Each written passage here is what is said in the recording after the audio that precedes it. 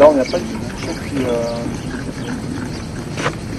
va falloir un peu mettre à plat tout ça.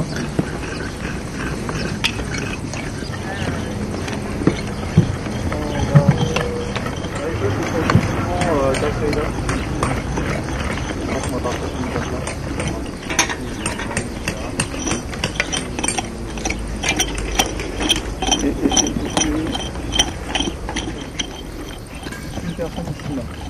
C'est toujours ça tombe bien, faire une première passe de je sais pas de 2-3 cm pour arriver sur quelque chose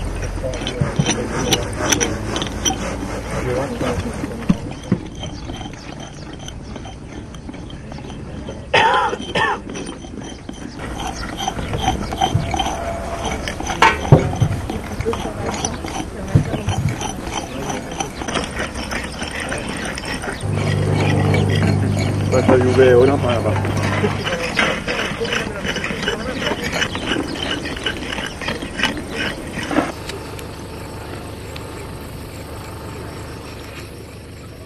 Il n'y a pas beaucoup d'élévation. Non. Là, il n'y a qu'une assise et là aussi, on arrive au-dessus déjà. En moyenne, je crois que c'est ça. Ah ouais. Pourquoi mettre 50 points? Ici, il y en a pas mal. Bon. On va voir.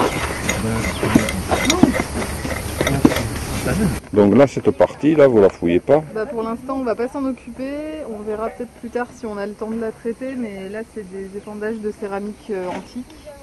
Et ça rentre pas dans le cadre de nos recherches. Donc on va pas s'attarder là-dessus. Sachant que nous, on cherche plutôt des niveaux proto-historiques romaines. Romain. Mais je suis pas du tout proto, c'est romain. Ah ouais. Il y en a aussi encore là, là.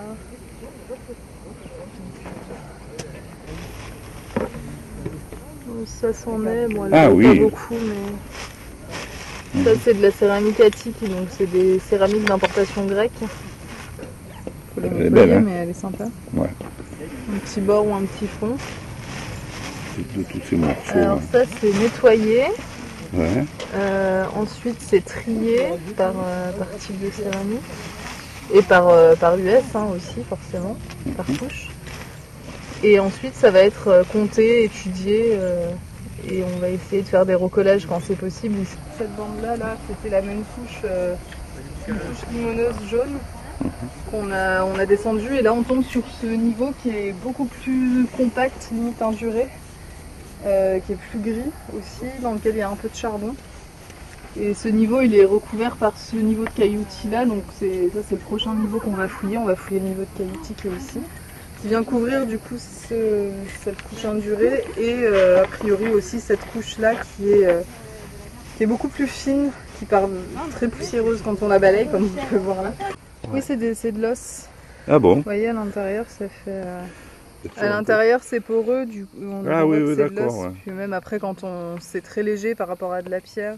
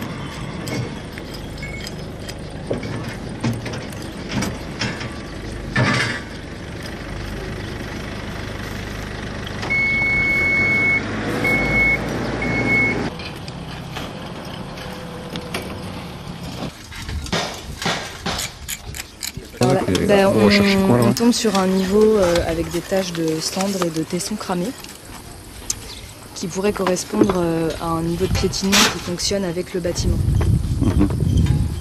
Donc on essaye de le mettre en évidence et on verra ce que ça donne.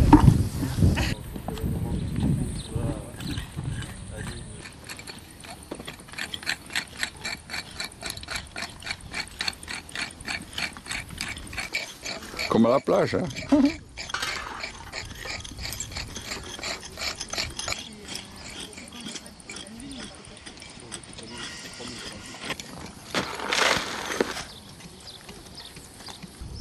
Ça là, non, c'est des cailloux, on a de la céramique avec de la microfaune, mais c'est tout.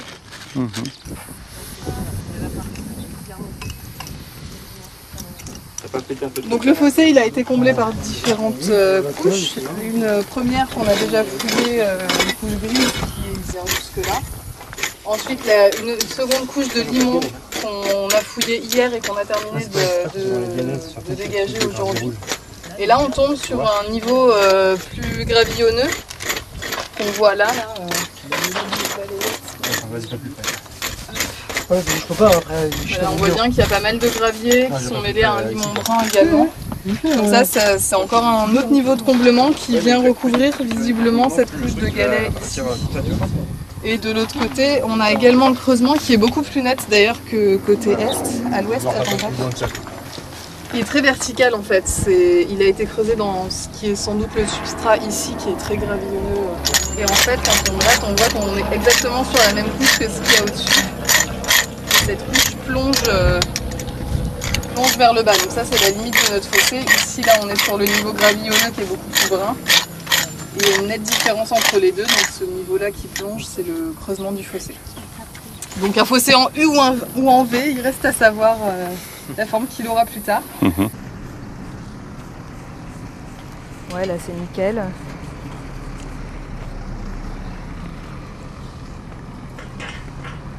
Donc qu'est-ce que ça donne ici? Là c'est très bien, il y a un bon niveau, bien complet. Et donc là, la tache de ribéfaction orange, elle est apparue sous sous la cendre. le premier niveau de cendre que tu as fouillé. Ouais. D'accord.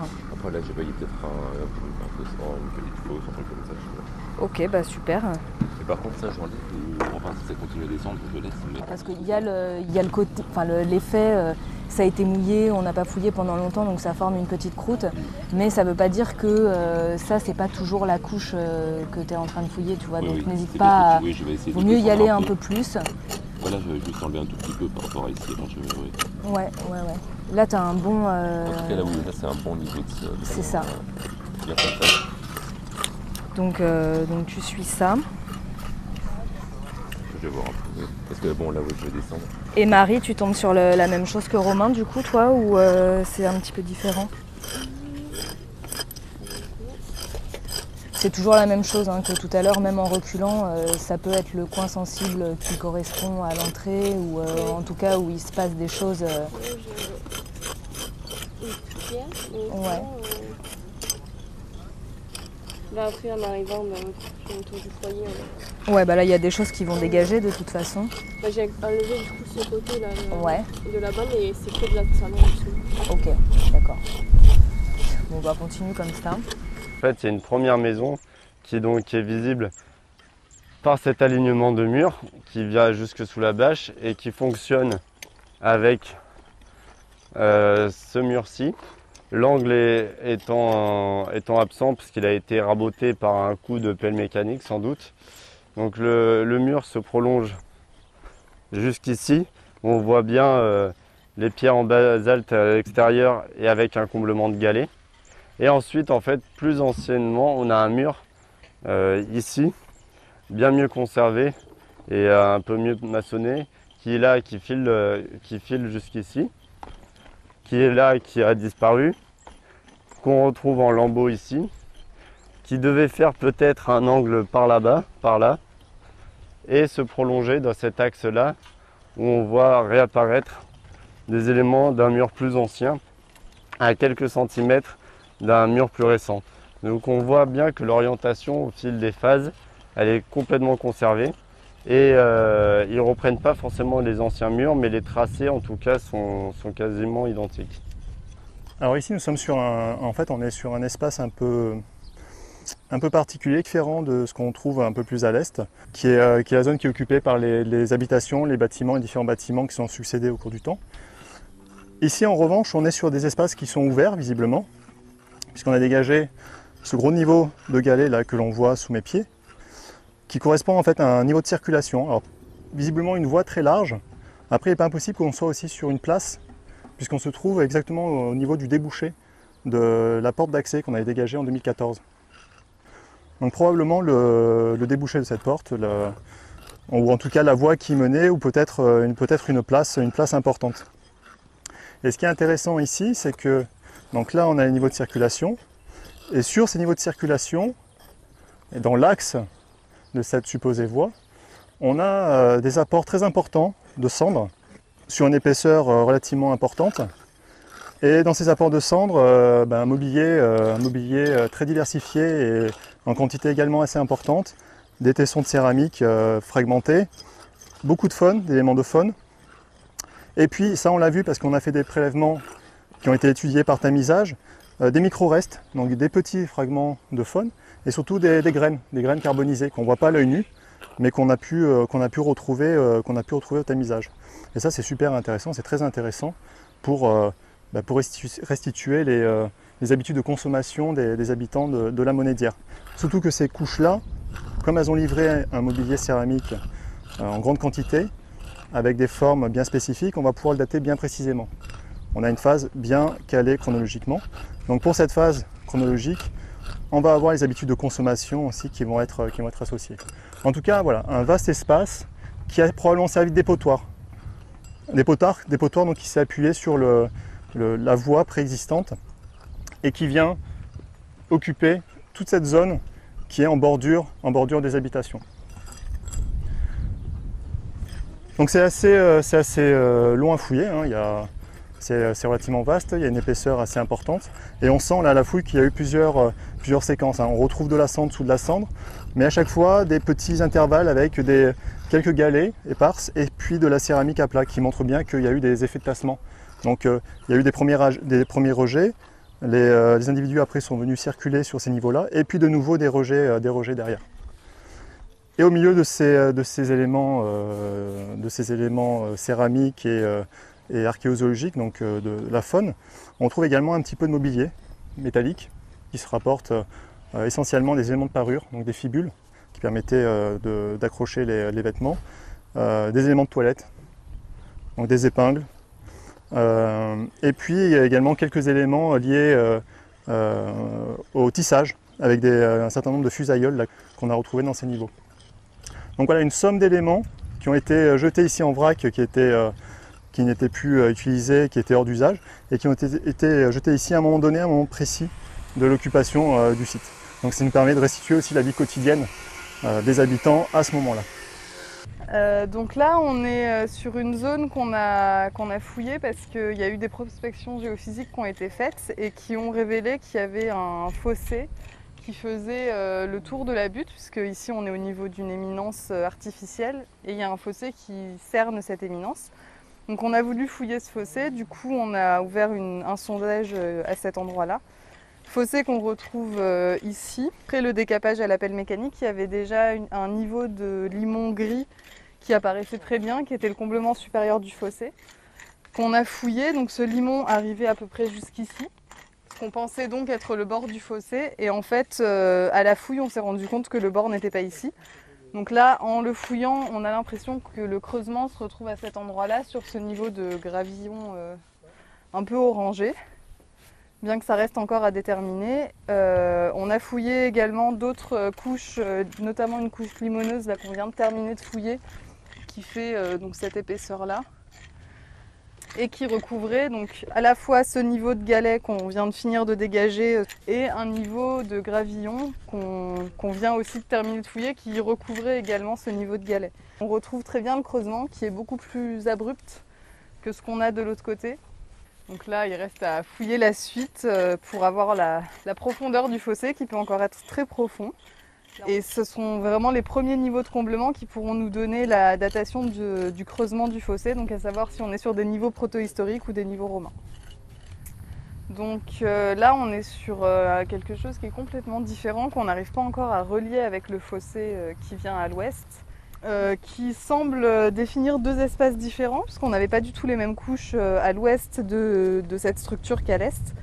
Et ici là on avait une superposition de niveaux de cailloutis qui ressemblait un petit peu à ça, mais qui avait des modules plus ou moins importants en fonction des couches. et qui venait donc buter contre la structure de basalte ici et un potentiel mur qui va se retrouver là, qu'on voit très bien dans la berme d'ailleurs. Hop. Qui vient... où on a deux assises a priori, si c'est un mur, hein, qui vient donc entre là et là. Et qui se retrouvait pareil, qui venait en longueur à peu près jusqu'ici et qui aurait été coupé par une fosse romaine, donc on ne sait pas trop pourquoi il y a une fosse dans ce mur.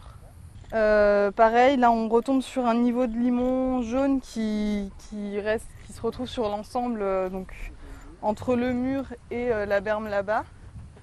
Et là ils sont en train de relever la coupe, donc ils font un dessin des couches qu'on a déjà fouillées pour qu'on puisse avoir un témoin en fait de la stratigraphie, un dessin de la stratigraphie et qu'on voit comment s'organisent les niveaux les uns par rapport aux autres.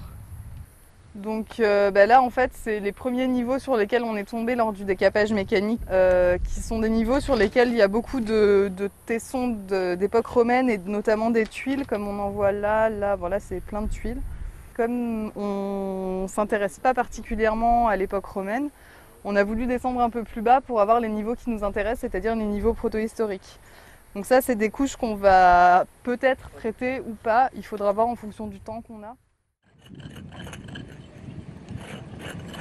Alors c'est probablement des briques crues d'une maison qui ont brûlé sous l'effet d'un incendie ici. Et là, ces cannelures là que l'on voit, c'est probablement, alors, soit ces traces de doigts, plus probablement des négatifs de branches ou d'ossature de parois en bois sur lesquelles ces briques étaient appliquées. Elle est presque entière celle-ci. Presque entière.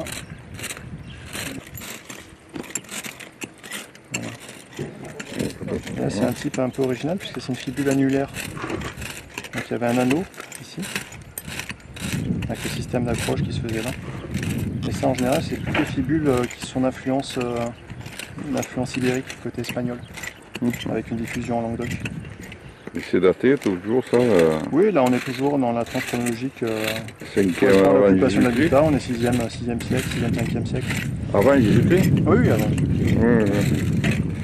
Voilà, donc là on a laissé un peu la terre pour ne pas la briser parce que c'est extrêmement fragile. Okay. Le bronze il est peu épais. Et donc on va le traiter en labo et puis l'envoyer en restauration. Ouais, je t'écoute. Et j'ai l'impression qu'il y a cette argile très dure qui vient se poser dessus. Il y a eu des cratères qui ont été faits un peu par erreur. Ouais. Mais cette argile est quand même différente de ce qu'il y avait au-dessus. Du coup, j'ai tendance à vouloir m'arrêter dessus, faire une photo intermédiaire avant de descendre plus bas. La couleur est différente, j'ai l'impression. Ouais, voilà, j'ai l'impression que c'est pas la même chose que ce qu'on avait. Mais ça a tendance à partir en motte, d'où les trous, les trucs comme ça. Donc peut-être la partie inférieure de la démolition de l'architecture. Voilà, c'est ça. Moins rubéfiée que c'est la partie supérieure. Ça, c'est ce que, Donc un pan de mur qui s'est effondré en terre, qui s'est effondré, qui a brûlé en surface et dessous on avait peut-être les choses. Ça vient recouvrir la cendre, c'est ça? Ouais, j'ai l'impression quand tu fais sauter, tu rechopes la... Donc on est toujours sur le niveau de destruction. Couleur et texture différentes. Et du coup là-bas au niveau du bâtiment détruit par le feu. En fait, je pense que la limite avait été assez mal chopée, tu vois, parce que le rubétier il a l'air de quand même encore un peu continuer. Et donc dès qu'il y a de la cerne à plat, on laisse quoi, parce que la limite entre le niveau de sol et vraiment la destruction, c'est pas très clair quoi. Pour moi, ça vient se poser sur le niveau de sol quoi. Donc ici on avait un bâtiment en torchis hein, cramé qui venait occuper l'angle ici de ton secteur. Ouais. Et mêlé à ces éléments d'architecture, des fragments de vases, de récipients. Ouais, et dessous tu retrouves ces vases vraiment à plat sur le niveau de sol avec des graines qui sont associées. Et puis le contenu de ces récipients là, sous forme de graines. Ouais. On a encore quelques résidus là. Vous avez fait tous les prélèvements?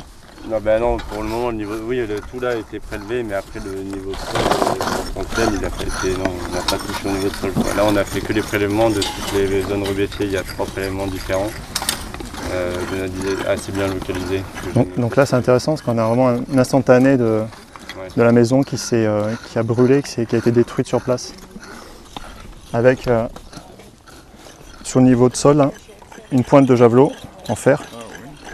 Donc avec la lame, on voit bien la lame ici, donc très corrodée. Et puis le système d'emmanchement, c'est une douille, système d'emmanchement à douille avec la hampe en bois là, qui venait s'emmancher ici, là, à ce niveau-là. Donc ça c'est plutôt peu commun de retrouver ça en contexte d'habitat. C'était plus probablement pour l'armée, pour la guerre. Voilà, et puis donc ça c'est, je ne sais pas si on a quelques... Ça ce sont des éléments, donc il y avait toute une masse d'éléments en terre brûlés comme ça là. C'est de la terre architecturale, ce qu'on appelle du torchis. Donc c'est de la terre crue qui est plaquée sur une paroi en caillonnage en bois, des fibres de bois. Et on retrouve d'ailleurs, ça c'est très intéressant pour nous, on trouve le négatif de ce claillonnage en bois, de cette armature en bois sur laquelle venait se plaquer la terre. Donc côté claillonnage ici avec le négatif et côté extérieur avec la paroi lissée. Donc ça c'est intéressant parce que les spécialistes ils peuvent déterminer avec les microfibres ici, la texture du bois, la nature du bois, leur épaisseur, etc., la manière dont ça a été agencé et construit. Tout ça c'en est, et là on a sorti presque... Et là dessous on a le niveau de sol donc, qui est brûlé. Avec du charbon là à plat. Voilà, le niveau de sol, là, on retrouve avec le ce gravier là un petit peu orangé. Là. Ça c'est le sol d'occupation. Là on ne sait pas trop, on n'a pas les limites de cet espace là. On ne sait pas si c'est un bâtiment, si c'est un appentis d'un édifice, si on est en extérieur, en intérieur, on ne sait pas trop pour l'instant. Et là, voilà. Et donc ça en fait il y a l'architecture qui s'est effondrée sur les vases qui étaient en place sur le sol. Donc elles sont éclatées mais on sait qu'elles étaient localisées ici. Et donc il y avait le contenu, c'était des graines, hein, des céréales ou des légumineuses qui étaient à l'intérieur de ces vases et en éclatant on a retrouvé les restes tout autour carbonisés.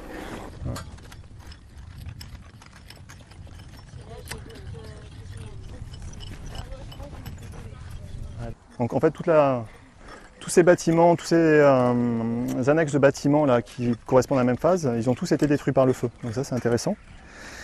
Et là, du coup, on retrouve l'amorce de ces murs, de ces bâtiments, avec certaines structures qui leur sont associées, notamment ici la sole d'un foyer qui commence à apparaître. Donc il y a encore dessous un niveau de destruction qu'on a tout autour. Là. On voit ces parties grisâtres et noirâtres, là, donc c'est de la cendre et du charbon là, qui sont venus napper et recouvrir les niveaux d'occupation.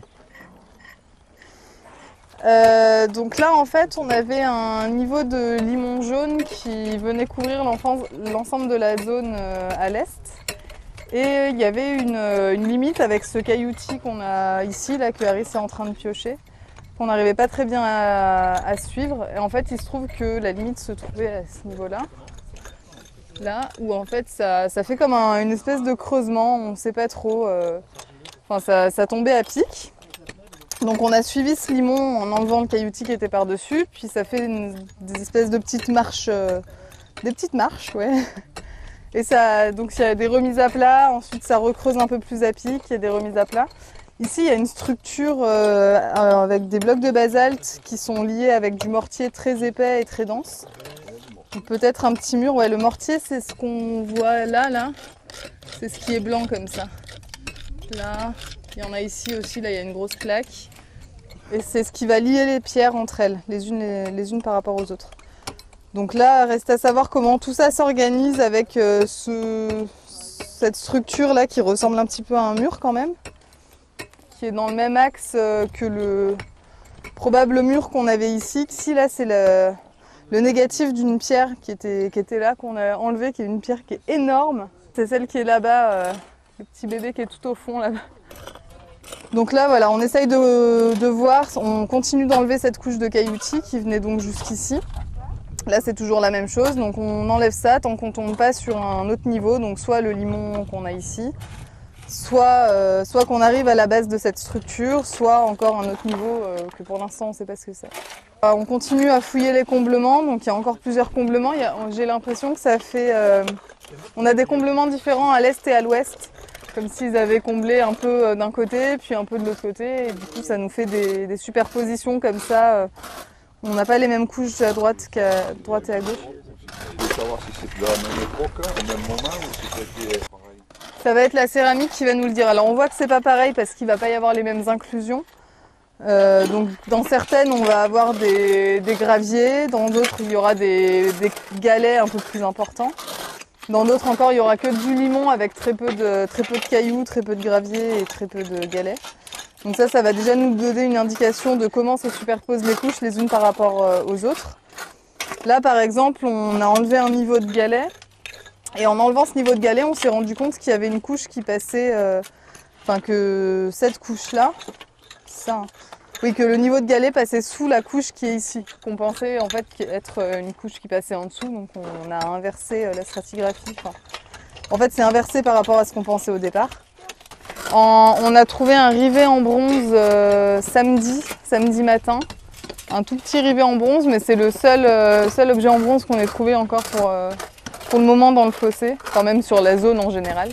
Et sinon, on a trouvé des clous et des tiges de clous, mais pas beaucoup non plus. Donc le paléo-environnement, ça regroupe plusieurs sciences, c'est une discipline archéologique. Donc les sciences comme l'anthracologie, l'étude des charbons, l'ichtyologie, l'étude des poissons, l'archéozoologie, l'étude des gros mammifères, ou la carpologie, donc l'étude des graines et des fruits qu'on retrouve en contexte archéologique. Donc moi je suis paléo-environnementaliste, donc carpologue, et je récupère les restes qui vont servir à reconstituer l'agriculture et l'alimentation végétale ancienne et l'environnement. Alors moi il y a des graines, il y a des charbons. Voilà, là il y a une graine. En fait c'est des graines comme nos graines actuelles qui, sous l'effet de la chaleur, se sont transformées en charbon et ont conservé les caractéristiques anatomiques. Du coup, on arrive à les déterminer. Des légumineuses, c'est sûr. Ça pourrait être de la févrole, de l'herse ou de la gesse. La maison a pris feu. Soit nous, on fouille aussi des résidus de foyer, des choses comme ça. Et donc, comme on fouille les poubelles, généralement, ce qui est cramé et dont on ne peut plus se servir, on le jette. Et du coup, on arrive à récupérer les restes. Donc, sur le terrain, ce qu'ils font, c'est qu'ils prélèvent. Donc, c'est de la terre.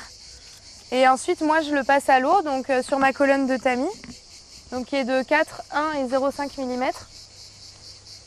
Je le fais sécher ici et ensuite je le trie pour séparer toutes les disciplines et envoyer à chaque spécialiste. Faites coucou les gars. Ouais, qu'est-ce qu'ils font là-bas? Ils boivent l'apéro. Ouais, ils boivent l'apéro. Donc, une fois que c'est tamisé, je le fais sécher et après, une fois que c'est sec, je trie les prélèvements. Donc là, c'est des graines. Voilà. Donc ça, c'est des graines. Toujours la même chose, des légumineuses. Donc les graines et les charbons flottent. Oui, elles remontent exactement. Donc moi, je fais une flottation manuelle avant de tamiser. Mais comme on cherche à récupérer aussi les os des poissons et les os de la microfaune qui ne flottent pas, je fais également un tamisage. Voilà, on cherche à avoir le maximum d'informations et de disciplines représentées. Des charbons, des cailloux, du torchis, il y a de tout. Et ensuite, je trie. Ça là? Ça, c'est du torchis.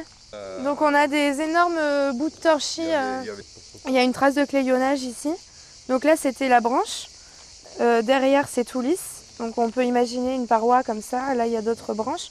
Et à l'intérieur, dedans, il y a des petites graines qui sont incrustées encore.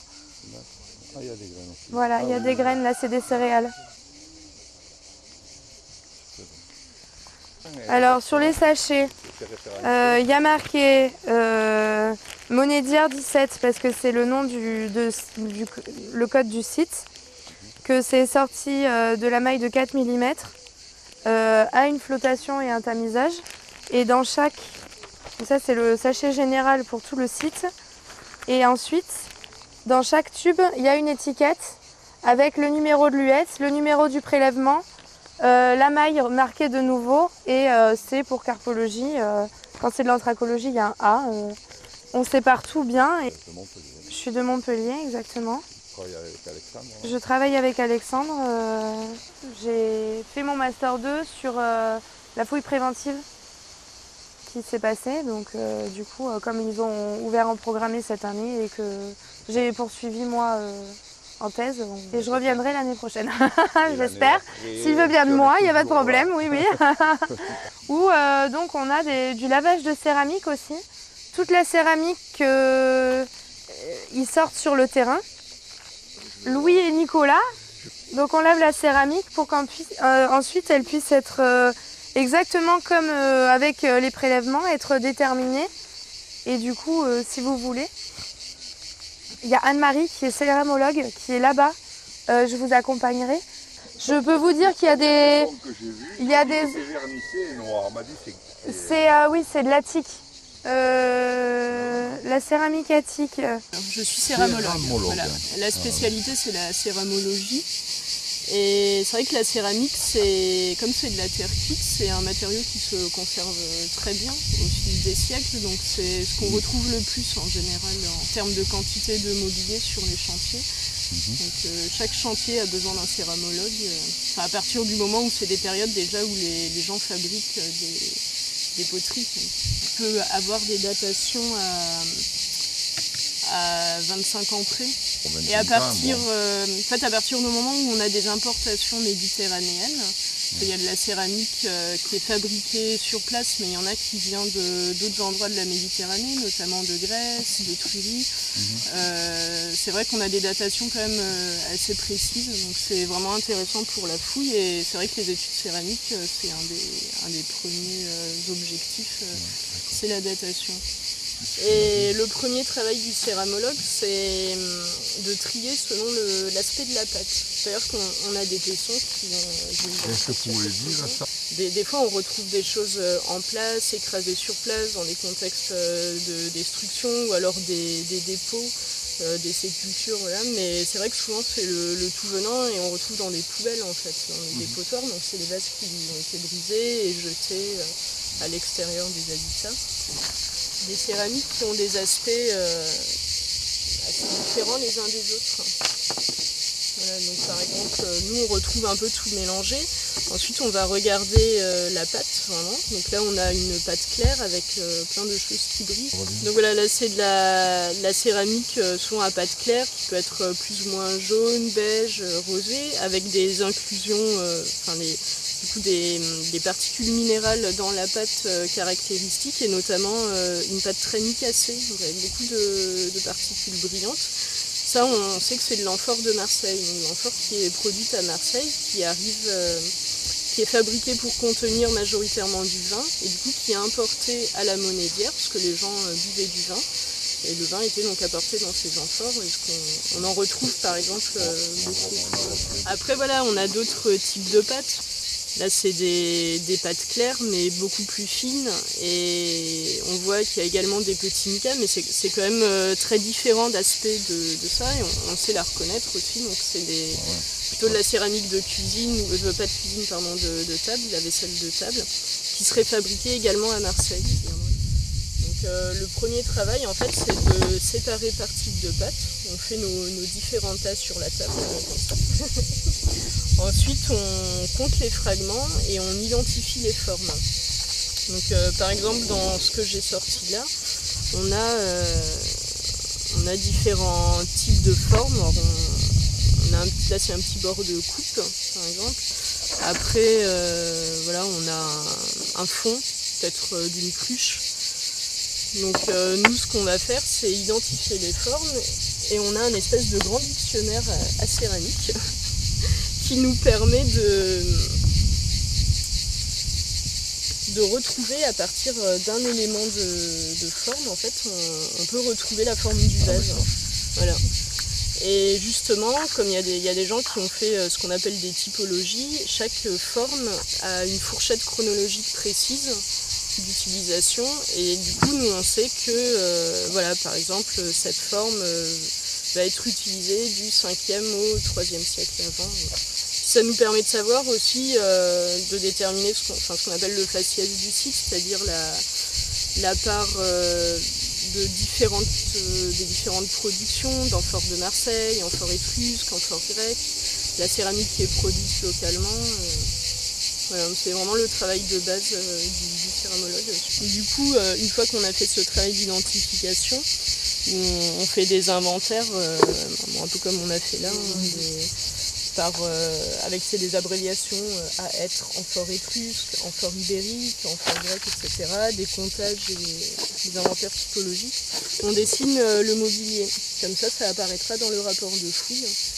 En fait, on dessine, c'est du dessin technique, hein, on prend le profil des vases qu'on reporte. C'est-à-dire que quand c'est un fragment comme ça de planche, on ne dessine pas. Et ensuite, oui, on le fait pour quasiment toutes les pièces. Ok. Alors, ce qui s'est passé à cet endroit, c'est qu'au départ, on a observé une tache un peu différente dans la couche qui avait une texture différente, donc on a tout de suite pensé à une petite structure en creux, et quand on a commencé la fouille, c'était stérile, donc on n'imaginait pas que cette petite chose apparaîtrait, et il s'agit donc d'un bébé qui a été enterré dans la maison, en fait, pour faire un point rapide sur les pratiques funéraires. À cette époque, les adultes sont incinérés, et les nouveau-nés, quand ils sont morts-nés, sont enterrés dans les maisons.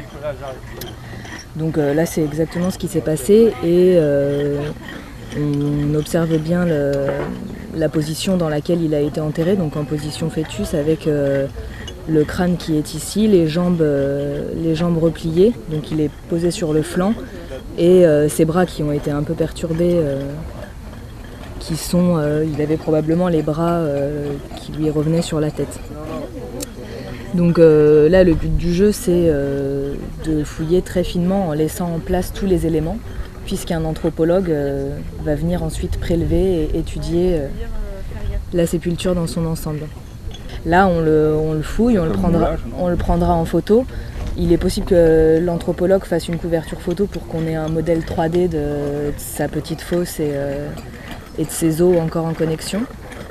Et ensuite on le prélève et il partira pour l'étude.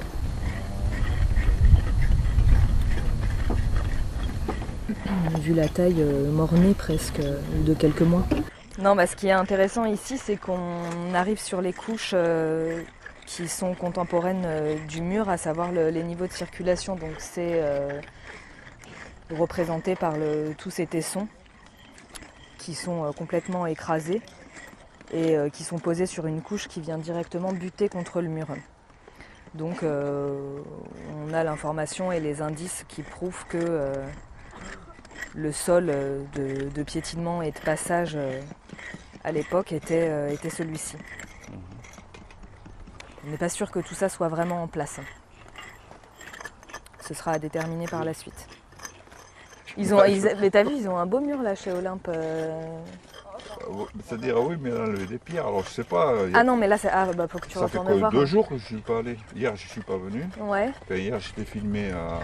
Ils ont un gros mur romain avec une sorte de petite abside. Alors, cette semaine-là, on a dégagé un niveau de remblai avec plein de gravier qui venait couvrir l'ensemble de la zone à partir de... à peu près à partir de la limite de fouille qu'on a faite ici. Donc sur toute cette zone-là jusqu'en bas au niveau des seaux ici, il y avait un épais niveau de remblai fait de gravier avec un petit peu de limon qui venait couvrir du coup cette couche-là de limon. Et cette couche venait buter sur une structure qu'on a du coup mise au jour cette semaine, qui semble-t-il serait une structure hydraulique. Là, en fait, on retrouve un enduit d'étanchéité qui montre que c'était une structure hydraulique. Donc l'enduit, il se retrouve sur la paroi interne de la structure, donc c'est tout le long ici. Ça fait un peu rouge d'ailleurs, voilà. Donc on retrouve ici la paroi, une des parois, donc la paroi est de la structure.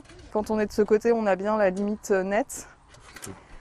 Et en fait, la structure, elle s'est fait complètement arracher, manger à l'ouest, on ne sait pas encore par quoi. Est-ce que ça serait l'installation du fossé? On n'espère pas.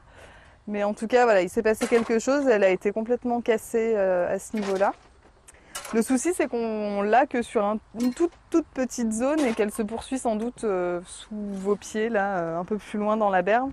Donc là, le mystère reste encore entier. Là, on ne savait pas justement si ça allait être romain ou proto, donc il se trouve qu'on a tapé, on s'est rendu compte que c'était romain encore, mais ça n'empêche pas que maintenant qu'on est dessus, on va finir de le fouiller. C'est juste qu'on ne va pas aller fouiller plus loin sur ce qu'on sait qui ne va pas être...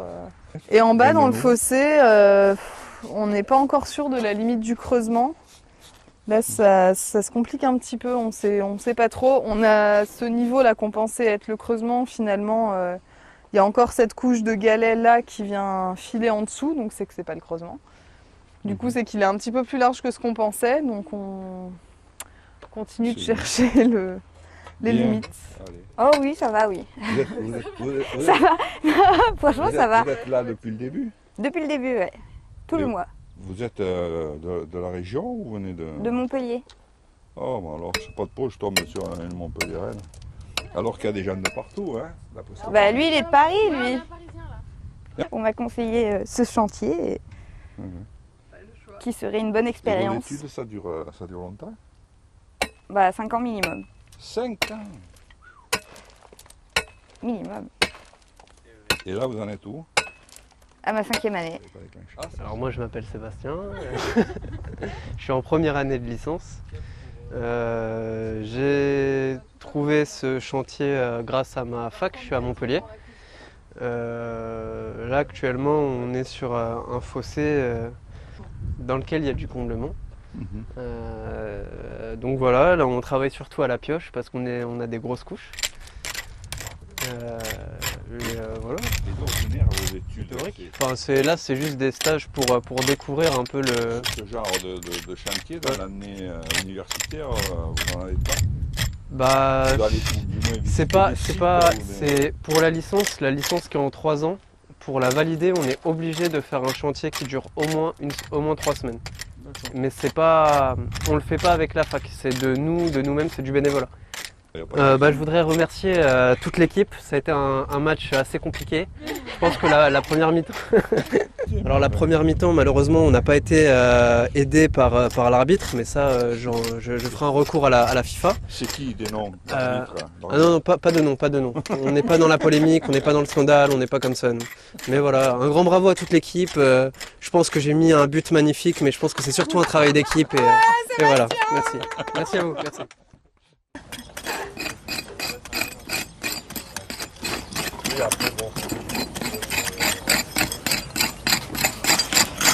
Post-doctorat au laboratoire archéologie et société méditerranéenne à Montpellier.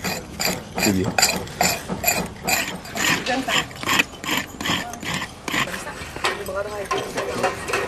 Là, ce que tu vois, c'est les côtes en fait qui se sont, comme c'est une décomposition. Merci Lucas. Elles se sont entièrement fait, le deuxième un petit peu plus lâche, entièrement recroquevillé sur le même. Et en fait, quand tu vois la tête, elle n'est pas restée droite. Elle a basculé aussi vers l'avant parce qu'elle est remontée en fait à l'arrière. Donc comme tu as un espace vide devant, ça tombe. La gravité, c'est la première action en fait. Juste sous le bras. Après, c'est ce que tu avais au-dessus là. L'avant-bras ici en fait. Là, c'est l'avant-bras droit. C'est là, hein. C'est ce qu'on a pas fait juste en dessous.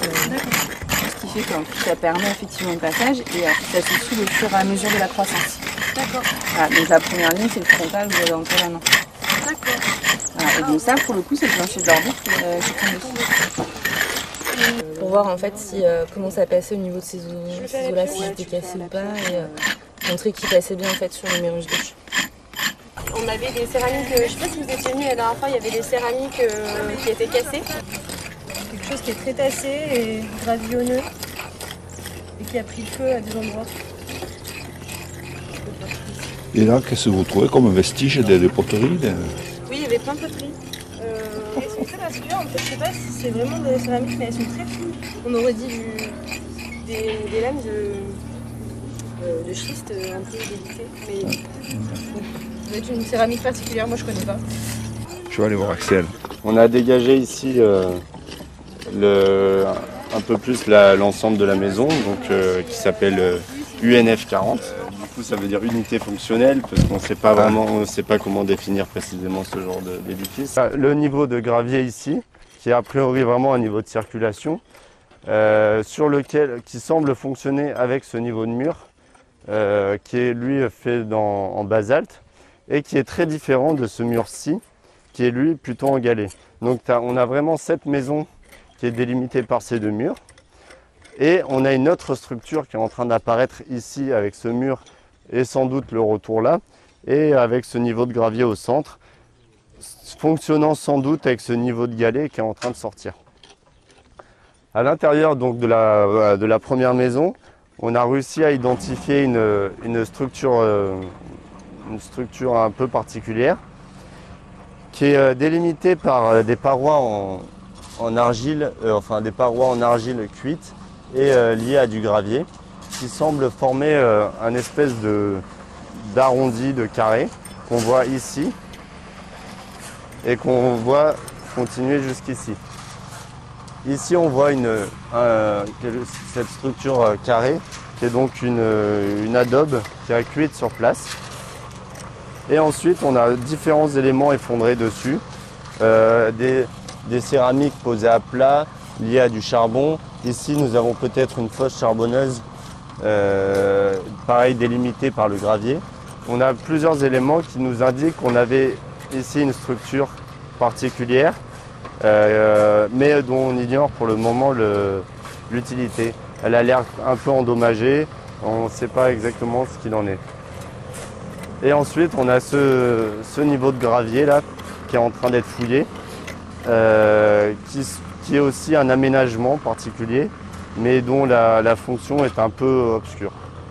Et enfin on a là ce petit creusement qu'on voit ici, qui était donc rempli de gravier, du gravier vraiment très dense, qui nous a fait penser à un calage de poteaux.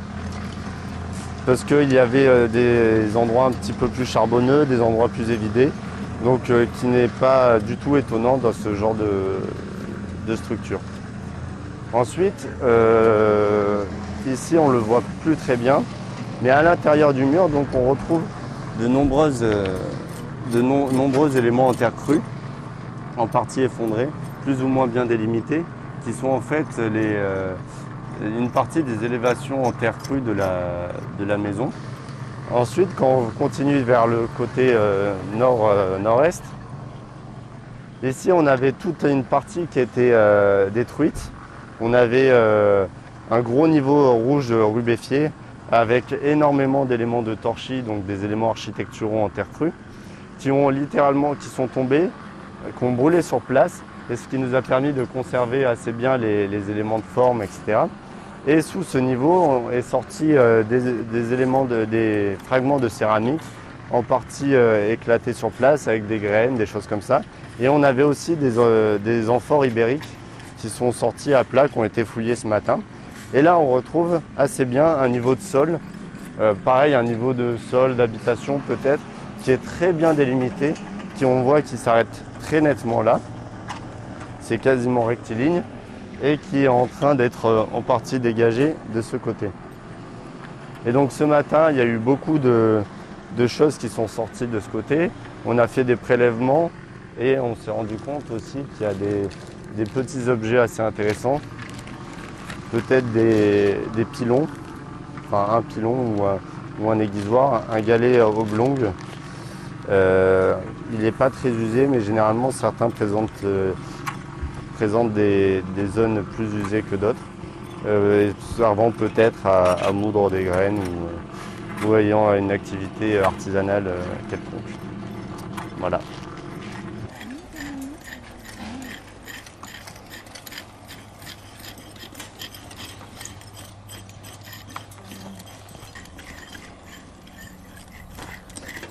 On va commencer à voir par rapport à on l'avait vu hier. de l'enfant, par rapport au parcellage de croissance, la connexion peut être.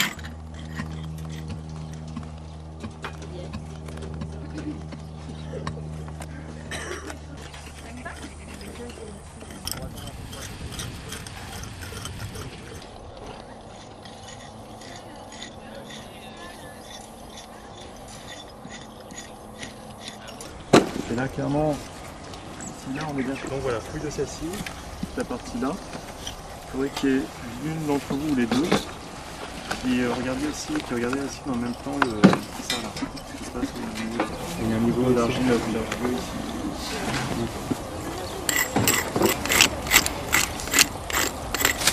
Comme vous faisiez, c'est parfait. Il va falloir enregistrer tout ça.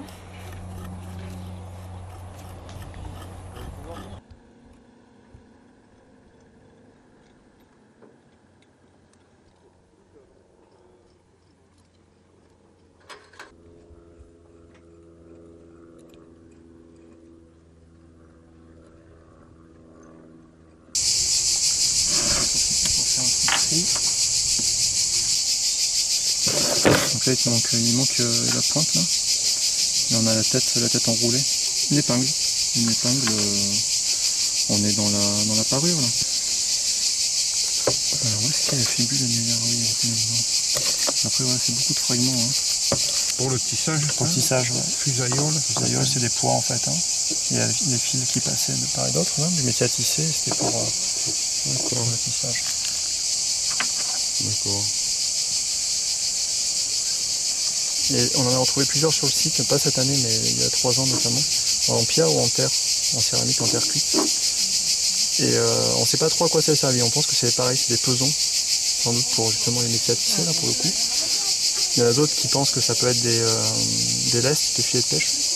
Bon, moi je pense que je suis plutôt partisan d'interpréter ça comme des pesons. Et ça on en trouve très très peu en fait ici dans le sud de la France. Et c'est plus des objets certainement qui sont importés de Grèce.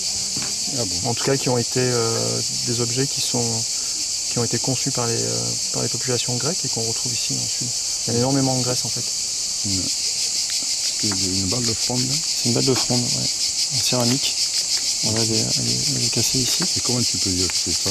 Bah parce que c'est typique de la forme, allongée, ovoïde, un petit peu comme ça là.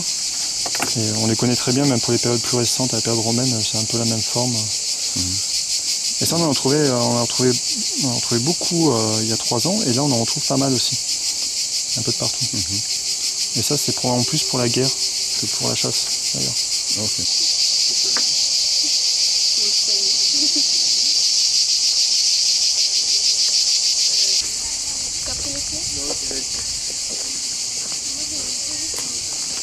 Je sais pas.